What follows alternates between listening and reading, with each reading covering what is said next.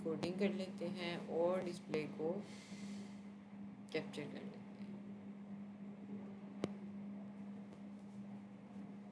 Okay करते हैं और इसको मिनिमाइज करते हैं और ये रहा। अच्छा, कल हमने बात की थी फंक्शंस की और आज जो है हम लोग बात करेंगे कॉलबैक्स की। कॉलबैक्स क्या होते हैं?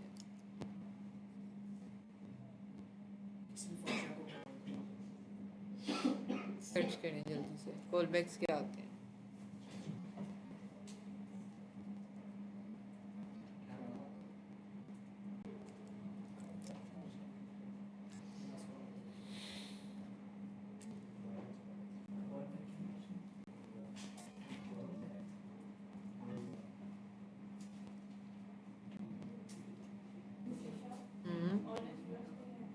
नहीं, ऑनलाइन तो कोई भी नहीं है आज।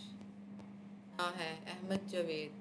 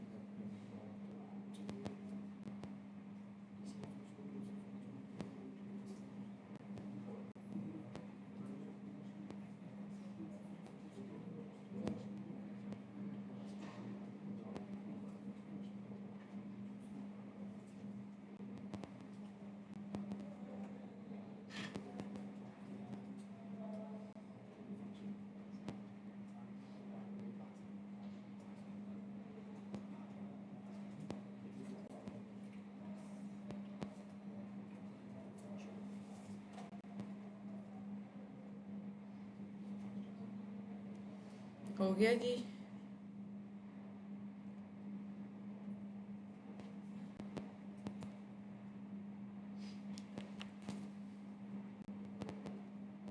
बताएंगे कॉलबैक क्या होता है?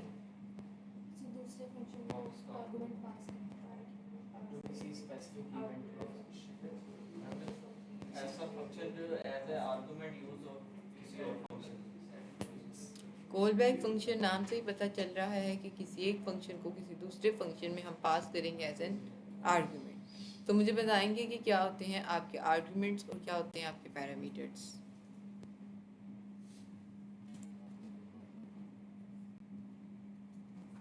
जी जैन बताएंगे पीछे से आप।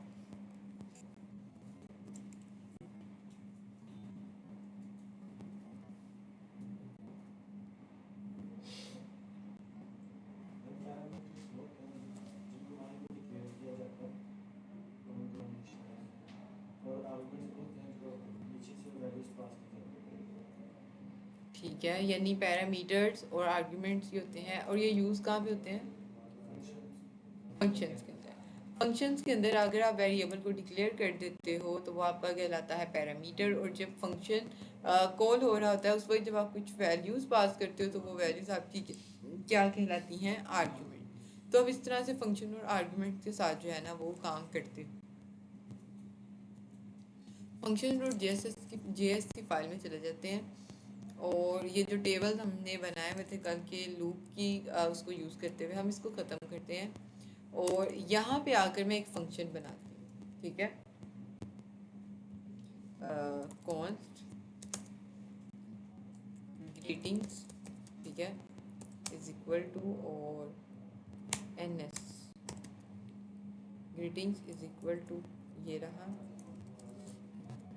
और ये रहा। ठीक है, अब ये वाला फंक्शन सिर्फ और सिर्फ एक काम कर रहा है और कर रहा है हेलो वर्ल्ड। ठीक, अब ये हमारा एक फंक्शन बन गया। अब मैं एक दूसरा फंक्शन बनाती हूँ, कौन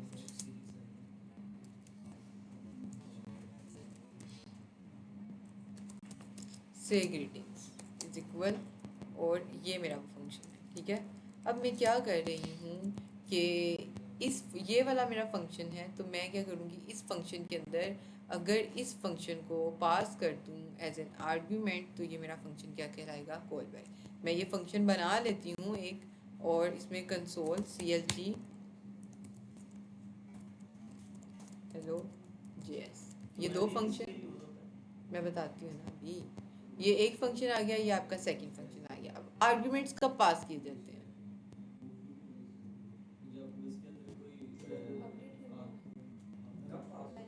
आर्ग्यूमेंट्स कब पास किए जाते हैं, जब आप किसी फंक्शन को कॉल कर रहे होते हैं, उस वक्त जो आप वैल्यू पास करते हैं उसको क्या कहा जाता है, आर्ग्यूमेंट। तो ग्रीटिंग्स से ग्रीटिंग हमारा एक फंक्शन है, ये रहा। ठीक है, मैं इसके अंदर एज एन आर्ग्यूमेंट पास कर देती हूँ अपने ग्रीटिंग्स को। ठीक है, ये है मेरा से ग्रीटिंग एक फंक्शन, इसको मैंने कॉल किया और एज एन आर्ग्यूमेंट इसके अंदर मैं क्या पास कर रही हूँ, ग्रीटिंग। और यहाँ पे भी आकर मैं इसको कह देती हूँ ग्रीटिंग्स, और इसके अंदर आकर इसी पैरामीटर को मैं क्या कर लूँगी, कॉल कर लूँगी। ठीक है, मैंने क्या किया, देखिए जब भी आप आर्ग्यूमेंट्स पास करते हैं तो उन आर्ग्यूमेंट्स को रिसीव करने के लिए आप फंक्शन के अंदर पैरामीटर्स पहले से बना के रखते हैं, ऐसा ही है। मैंने भी एक पैरामीटर यहाँ पे बना दिया जिसका नाम क्या है, ग्रीटिंग, और मैंने इसी पैरामीटर को नीचे आकर क्या कर दिया है, कॉल कर दिया है। और मैंने यहाँ पे क्या किया है, मेरा फंक्शन था से ग्रीटिंग, इसके अंदर मैंने as a parameter as an arguments क्या पास कर दिया है, अपना पहला फंक्शन ग्रीटिंग्स। तो अब ये वाला जो मेरा फंक्शन है ना, ये क्या कहलाएगा, कॉल बैक। ठीक है, जब आप, अब कॉल बैक का मतलब क्या है कि किसी फंक्शन के आर्ग्यूमेंट्स में किसी दूसरे फंक्शन को कॉल करना, ऐसा ही है कॉल बैक। अब किसी फंक्शन, वो किसी कौन है, ये वाला से ग्रीटिंग्स वाला, लेकिन दूसरा फंक्शन जिसको हम कॉल करेंगे वो कौन है, ग्रीटिंग्स। तो ये जो ग्रीटिंग्स है ये हमारा क्या है, कॉल बैक फंक्शन। अगर हम इसको कॉल करें, अच्छा वैसे अगर लाइन बाय लाइन एग्जीक्यूशन देखें तो कौन सा पहले आना चाहिए, अगर आपसे मैं पूछूं इसकी आउटपुट क्या आएगी, क्या आएगा, पहले हेलो ग्रीटिंग्स आएगा और फिर हेलो जेएस, हेलो जेएस फिर हेलो वर्ल्ड। जी हाशिर क्या लगता है, हेलो जेएस हेलो वर्ल्ड। अगर हम इसको पहले कॉल करेंगे, अगर हम इसको इसके साथ अगर लूप इसको करेंगे, देखें, अगर आप इसको देखें तो आपको क्या समझ आ रही है इसकी, अभी एक एक करके अपना जो है ना वो रिव्यू बताते जाए मुझे इसके बारे में। जी शयान, हेलो जेएस पहले और देन हेलो वर्ल्ड। जी हेलो, हेलो जेएस और हेलो वर्ल्ड। जी शाशिर, पहले हेलो जेएस आएगा, तब आएगा जब हम से ग्रीटिंग्स को पहले कॉल करेंगे, से ग्रीटिंग्स को पहले, और उसके बाद हेलो वर्ल्ड भी आ जाएगा। ठीक है। जी रहमा, ठीक है जी, हेलो जेएस जी, ठीक है, हेलो वर्ल्ड आएगा पहले, जी ठीक है, अच्छा ठीक है। अच्छा जी, दो तीन तरह के हमारे पास जो है ना वो आगे हैं कि एक तो हेलो वर्ल्ड, कोई कह रहा है हेलो जेएस, और कुछ लोग कह रहे हैं कि कुछ भी नहीं नज़र आएगा। तो पहले आएगा hello JS, then hello world, और फिर ठीक है, हमने कॉल किया हुआ है, ये रहा। पहले हमने किसको कॉल किया, से ग्रीटिंग्स को, ये रहा, से ग्रीटिंग्स को कॉल किया। उसके अंदर एज एन पैरामीटर आर्ग्यूमेंट्स क्या पास कर दिए, ग्रीटिंग्स, ठीक है। और ग्रीटिंग्स को रिसीव करने के लिए हमने यहाँ पे बना दिया एक पैरामीटर जिसका नाम क्या था, से ग्रीटिंग, और इसको हमने यहाँ पे आकर कॉल कर दिया, सेकंड फंक्शन भी कॉल कर। अगर मैं ये कर दूँ अब क्या रिजल्ट आएगा, पहले हेलो वर्ल्ड आएगा, फिर हेलो जेएस आएगा। पहले हेलो वर्ल्ड आएगा देन हेलो जेएस आएगा, पक्की बात है। Okay. Hello world then hello JS. अच्छा अगर मैं ये कर दूँ ग्रीटिंग की जगह हे और यहाँ पे आकर हे को कॉल, अब क्या लगता है क्या होगा, हे ये तो कोई फंक्शन ये तो कोई फंक्शन नहीं है। ही नहीं है, क्या लगता है फिर क्या आएगा रिजल्ट, ये is not a function, error आएगा, नहीं आएगा, क्या आएगा फिर वही रिजल्ट आएगा, हेलो वर्ड और हेलो जीएस, सिर्फ हेलो जी ऐसा हेलो जीएस आएगा, ठीक है। और कोई हेलो जीएस आ हेलो जाएगा, word simple hello word simple है। क्यों यार मैं हेलो वर्ड और हेलो जेएस, क्योंकि ये है पैरामीटर, पैरामीटर का नाम तो कुछ भी हो सकता है, मेन चीज थी यहाँ पे आपने जिस फंक्शन को एज अ पैरा आर्ग्यूमेंट जो है वो पास कर दिया है, अगर आप यहाँ पे नाम चेंज करते हो ना हे, अब आएगा error, hey is not defined, ठीक है।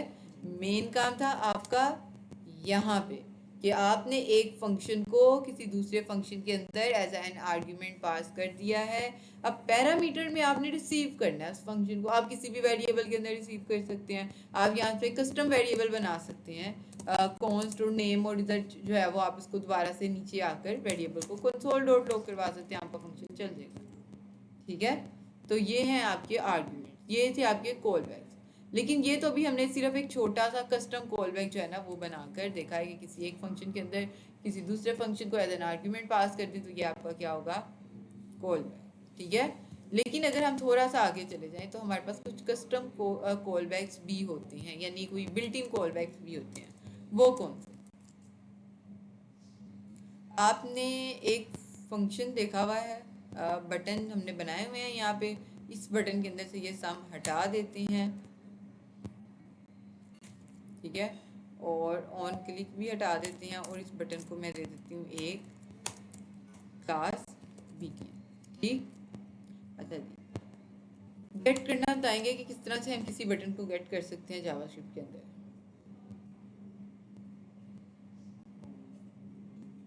किसी वेरिएबल का size const BTN is equal to आगे और बीटीएन का डॉट बीटीएन, ठीक है। ये हमने क्या किया है कि एक बटन को जावास्क्रिप्ट में गेट कर लिया है जिसकी क्लास है बीटीएन, तो यहाँ पे अगर हम देखेंगे तो सिर्फ और सिर्फ इसकी क्लास बीटीएन है, ठीक है। तो हम यहाँ पे आकर एक बनाने लगे हैं कॉल बैक फंक्शन, लेकिन अब की दफ़ा कॉल बैक फंक्शन हम कस्टम नहीं बनाएंगे जैसे हमने ये बनाया, अब की दफ़ा हम जो कॉल बैक बनाएंगे वो कॉल बैक होगा हमारा बिल्ट इन, पहले से बना हुआ है जावास्क्रिप्ट में बनाया हुआ, हमने जस्ट उसको यूज़ करना है। कैसे, btn dot add event listener सुना हुआ है आप लोगों ने, क्या करता है, एड इवेंट लिस्नर आपका एक बिल्ट इन फंक्शन है जिसका काम ये है कि जब भी किसी जो भी सिलेक्टेड एलिमेंट इसको हम पास करेंगे, जब उसके ऊपर क्लिक करेंगे तो ये हमें क्या करेगा, रिस्पॉन्स देगा, इसकी लॉजिक हम खुद बनाते हैं, ठीक है। ऐसे ही है, हम क्या करते थे, एड इवेंट लिस्नर, इसके अंदर सबसे पहले ये क्या लेता है हमसे, दो आर्ग्यूमेंट्स लेता है, सबसे पहला इवेंट और दूसरे नंबर पर हमसे लेता है ये फंक्शन, हम यहाँ पे इसको आगे कहते हैं क्लिक, जब भी हम बटन के ऊपर करेंगे क्या, क्लिक, उस वक्त क्या करना आप कि ये जो ग्रीटिंग का हमने बनाया हुआ था ना ऊपर, ये वाला, इस वाले को कर देना आप कॉल, ठीक है, और मैं इसको आगे कहती हूँ ग्रीटिंग्स। अब ये मैंने क्या किया है, ये मेरा बिल्ट इन फंक्शन था, ठीक है, इसके अंदर ग्रीटिंग वाला फंक्शन एज एन आर्गुमेंट पास कर दिया तो मेरा ये क्या कहलाएगा, कॉल बैक फंक्शन। ठीक है, अब ये काम कब करेगा, ये काम तब करेगा जब मैं अपने सम के बटन के ऊपर जाकर क्लिक करूँ। जब मैं सम के ऊपर क्लिक करूँगी ये मुझे क्या दे देगा, हेलो वर्ल्ड। अब एक चीज़ है यहाँ पे कि मैंने यहाँ पे आकर अपने बटन को पास कॉल नहीं किया, अपने फंक्शन को कॉल नहीं किया। ठीक है, कॉल करने का तरीका तो यही है ना कि आप इसके आगे छोटी ब्रैकेट्स लगा ले, मैंने नहीं लगाई।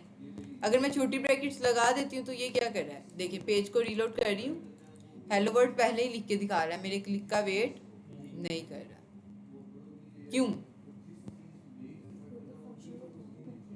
क्योंकि फंक्शन के अंदर किसी भी, जब आप किसी कॉल बैक फंक्शन बना रहे होते हैं तो आप पहले फंक्शन के अंदर दूसरे फंक्शन को कॉल नहीं करते, आप जस्ट उसका पास करते हैं रेफरेंस। यहाँ पे आप देखें, मैंने से ग्रीटिंग्स को तो छोटी ब्रैकेट्स लगा के कॉल कर लिया था और उसके अंदर रेफरेंस के तौर पर किसको पास किया था, ग्रीटिंग्स।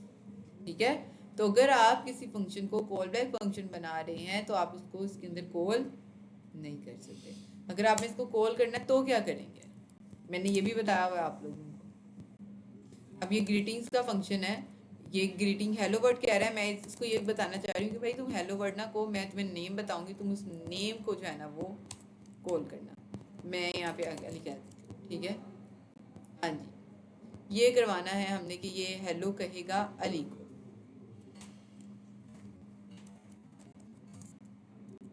हेलो डॉलर का साइन कर्ली ब्रैकेट और में जी, ये काम करना है, लेकिन ये काम तब करना है जब मैं बटन के ऊपर क्लिक करूं तो मैसेज आ जाए हेलो अली। लेकिन मसला ये है कि हेलो अली यहाँ पे पहले से ही लिखा हुआ है, मेरे क्लिक का इसने वेट नहीं किया। ऑन क्लिक क्यों करेंगे, एड इवेंट लिस्टनर का भी तो यही काम है। क्यूरी सिलेक्टर तो सिलेक्ट करने के लिए है, इसका तो इसके साथ ताल्लुक ही नहीं है। कैसे,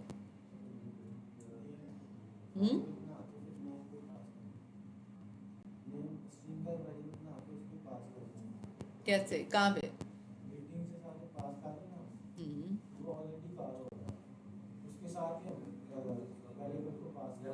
ग्रीटिंग्स के साथ अली को नहीं करेंगे हम। तो फिर अली को कहाँ पास करेंगे जी आशिफ। मैम सबसे पहले ये जो है ना यहाँ पे जो ग्रीटिंग्स अली है इसको रिमूव कर दें और उसको भी साथ जो कॉम है उसको भी रिमूव कर दें। और अब यहाँ पर साइड पे होके ब्रैकेट्स लगा दें। कहाँ पे, इधर इधर ही इधर ब्रैकेट, जो कर्ली ब्रैकेट्स है ना बाहर बाहर करके इधर हाँ कर्ली ब्रैकेट आप भी वो लिखे हैं जो आपने चाहिए ग्रीटिंग्स अब और अली, ये कर दूँ। ठीक है, लेकिन ये एरर दे रहा है, एरर अनएक्सपेक्टेड टोकन वगैरह की कर्ली ब्रैकेट जो है ना वो अनएक्सपेक्टेड है, आपका सिंटैक्स एरर है। और मैं फंक्शन बनेगा, फंक्शन के अंदर फंक्शन कॉल करेंगे कैसे, कॉमा लगा कर्ली ब्रैकेट्स में खत्म कर दूंगा, अंदर कॉमा लगाएं और एक एरो फंक्शन बना, कोमा एरो फंक्शन कैसे, जैसे बनाते हैं हाँ, इसके अंदर का फंक्शन होता है। वेरी गुड, यही काम था। हाँ फंक्शन के अंदर हम बना देंगे फंक्शन। अब क्लिक का वेट कर रहे हैं, क्लिक करेंगे तो ये कॉल बैक फंक्शन को क्या करेगा, कॉल करेगा। ये क्या कर रहा है, एरो फंक्शन हमारे इवेंट को रोक के रखता है कि वो हमारे क्लिक का वेट करे। ये बनता है आपका कॉल बैक, यानी पहले ये फंक्शन कॉल होगा जब आप क्लिक करोगे, जब ये क्लिक करने के बाद आपके दूसरे फंक्शन को कॉल करेगा और अली उसके अंदर पास कर देगा और आपको हेलो ग्रीटिंग्स में अली शो हो जाएगा। एक तो ये है आपका कॉल बैक फंक्शन। एक और,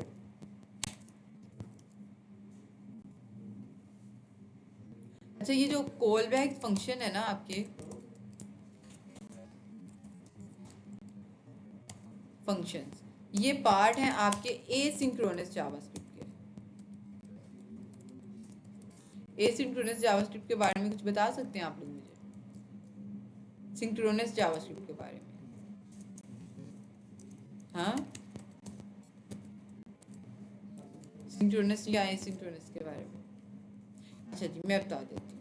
आपकी जावास्क्रिप्ट जो है ना वो है सिंगल थ्रेडेड, यानी एक टाइम में एक काम कर सकती है आपकी जावास्क्रिप्ट, मल्टी थ्रेडेड नहीं है, यानी एक टाइम पे सिर्फ और सिर्फ एक काम करेगी। यानी अगर आपकी जावास्क्रिप्ट एक टाइम पे कंसोल डॉट लॉग कर रही है ना, तो वो एक दूसरे टाइम पे लूप नहीं चला सकती, यानी एक ही टाइम पे कंसोल डॉट लॉग और लूप को एक साथ लेकर नहीं चल सकती। आपकी जावास्क्रिप्ट क्या करती है, पहले कंसोल को प्रिंट करवाएगी और देन क्या करेगी, लूप को चलाएगी, यानी दो काम एक साथ जावास्क्रिप्ट नहीं कर सकती। ठीक है, इसलिए आपकी जावास्क्रिप्ट क्या है, सिंक्रोनस, यानी ब्लॉकिंग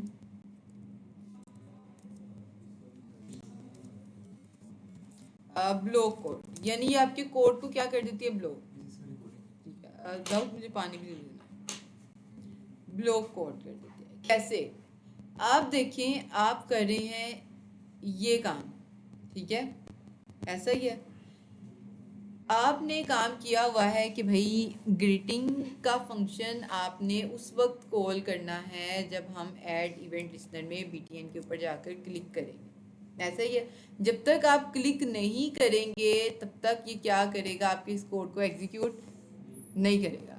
और अगर इसके नीचे कोई कोड लिखा हुआ है ना आपने, जब तक आप क्लिक नहीं करेंगे तब तक ये उसको भी एग्जीक्यूट नहीं करेगा। ये क्या करेगा, आपके क्लिक का करेगा वेट। आप जब क्लिक करेंगे वो इस लाइन को एग्जीक्यूट करेगा, देन वो नीचे वाली लाइंस में जाकर उस कोड को क्या करेगा, एग्जीक्यूट। हमने बात की हुई है लाइन बाय लाइन एग्जीक्यूशन की, कि जब तक पहली लाइन ऑफ कोड एग्जीक्यूट नहीं होगी आप सेकंड वाली एग्जीक्यूट नहीं हो सकती, ऐसा ही है।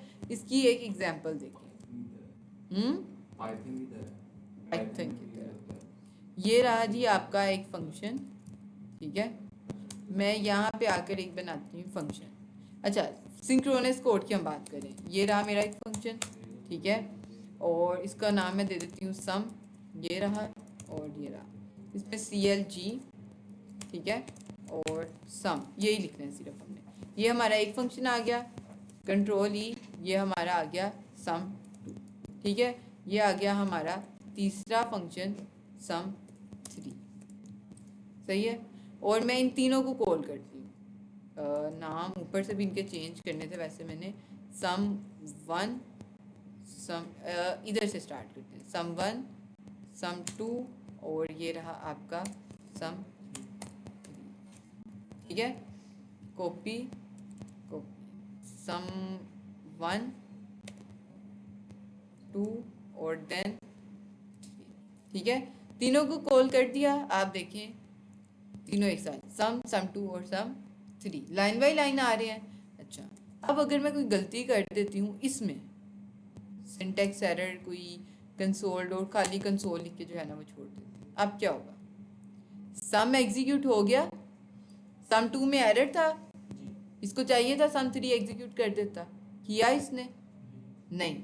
ये क्या है आपकी सिंक्रोनस जावास्क्रिप्ट, एक लाइन में गलती आ गई, आगे वाला सारा कोड आपका क्या हो जाएगा, ब्लॉक हो जाएगा, वो एग्जीक्यूट नहीं होगा।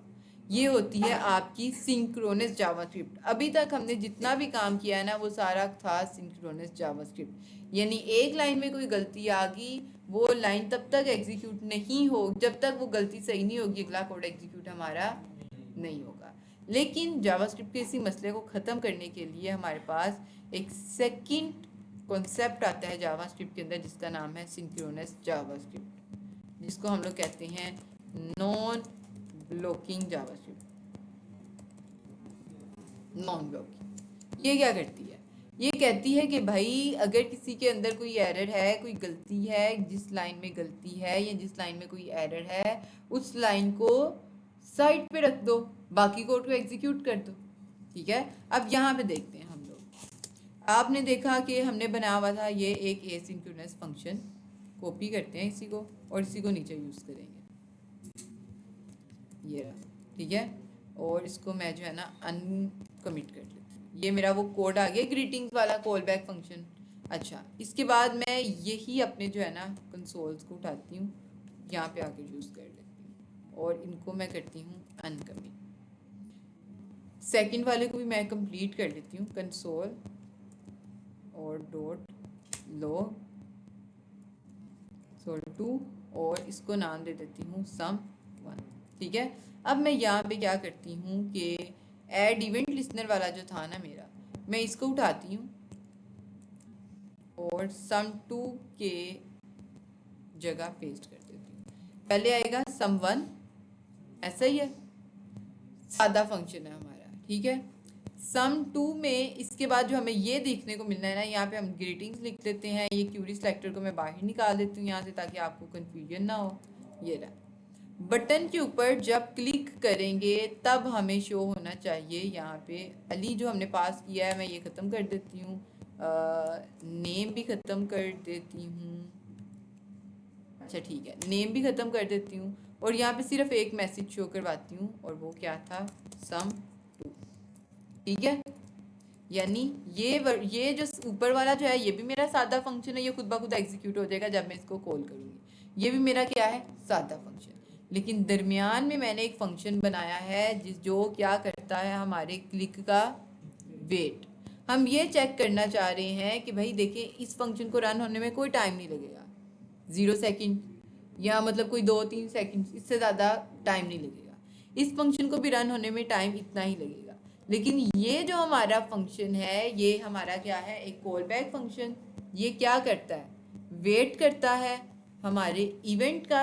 जब तक मैं क्लिक नहीं करूँगी तब तक मुझे ये देखने को मैसेज नहीं मिलेगा। तो क्या कर लगता है कि जावास्क्रिप्ट क्या करेगी, हमें क्या रिजल्ट देगी, sum1 sum2 sum3 या कोई और रिजल्ट,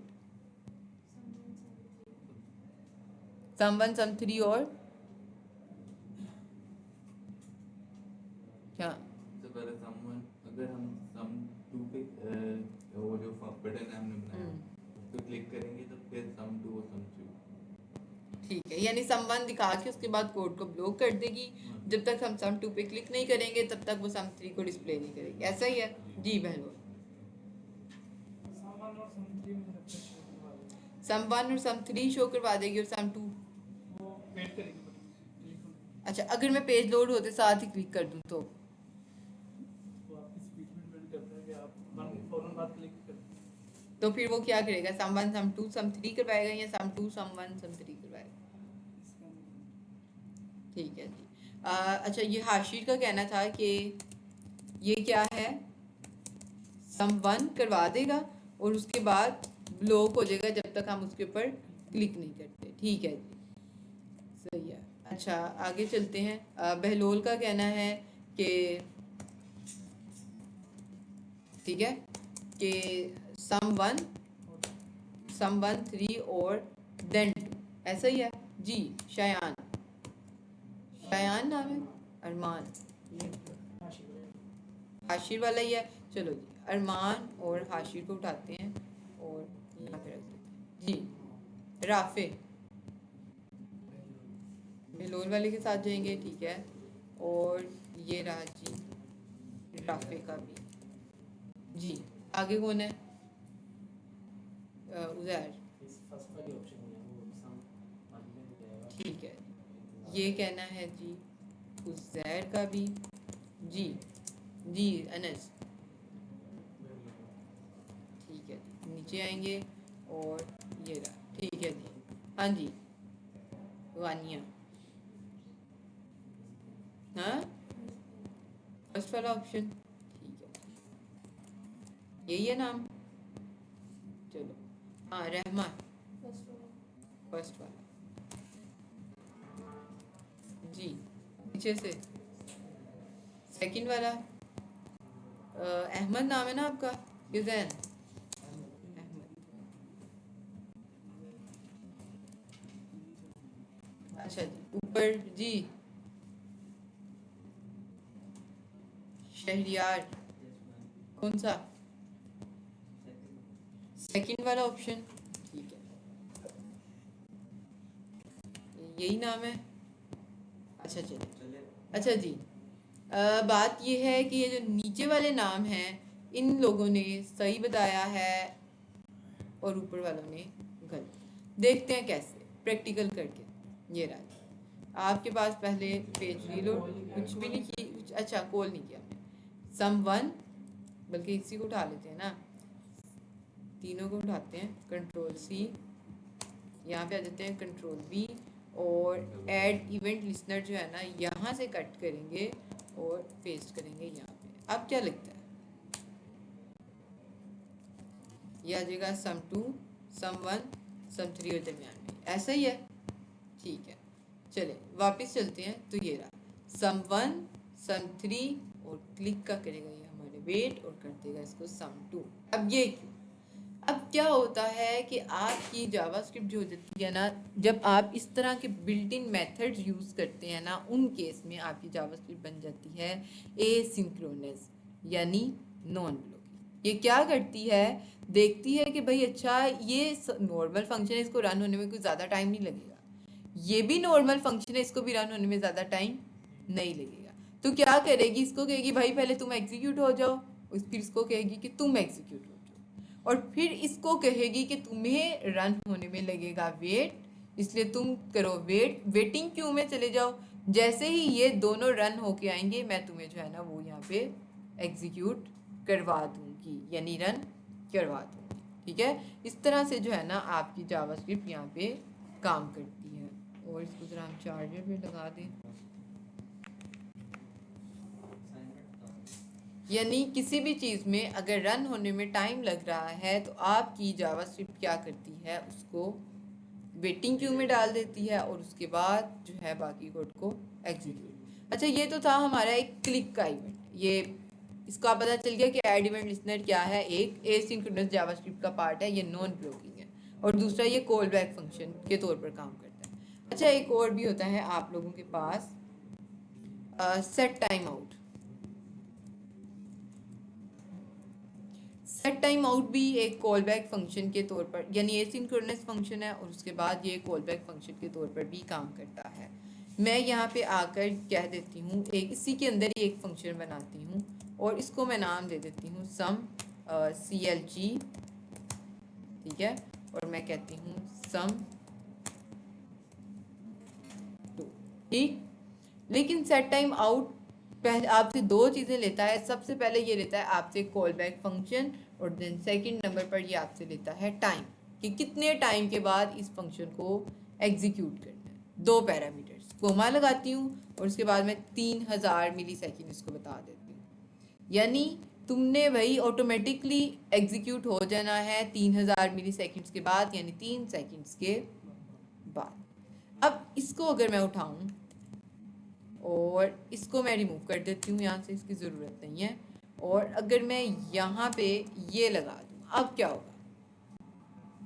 अब तो एक चीज़ आप देखें कि सम 1 और सम 3 से पहले मैंने इसको कॉल कर दिया है, तो क्या लगता है अब रिजल्ट, सम 1 सम 2 और ये रहा आपका सम 3। अब रिजल्ट क्या आएगा, पहले तो ये था कि वो जो आपका ऐड इवेंट लिसनर था ना, वो सम 1 और सम 2 के दरमियान में कॉल किया हुआ था, तो शायद हो सकता है इस वजह से वो आगे पीछे हो गया हो। लेकिन अब क्या लगता है क्या होगा, क्या रिजल्ट आएगा, सम 1 सम 2 सम 3, ये 3 चीजें, पहले सम 2 आ जाएगा, फिर सम 1 एंड सम 3, वही सेम होगा, वही सेम ही है। सम 1 सम 3 और सम 2, सामान और सम 3 फौरन आ जाएंगे ना, और 2 जो है वो 3 सेकंड के बाद है। ठीक है, वेटिंग क्यू में चला जाएगा। और बात आप लोगों की बिल्कुल ठीक है, सम 1 सम 3 एंड सम 2। लेकिन अगर मैं इसका टाइम कम कर दूं, 3000 मिली सेकेंड यानी 3 सेकेंड, अगर मैं इसका टाइम जो है 1 सेकेंड कर दूं, 1 सेकेंड तो पता भी नहीं चलेगा, पेज लोड होते होते पूरा हो जाएगा, तो फिर क्या लगता है, हाँ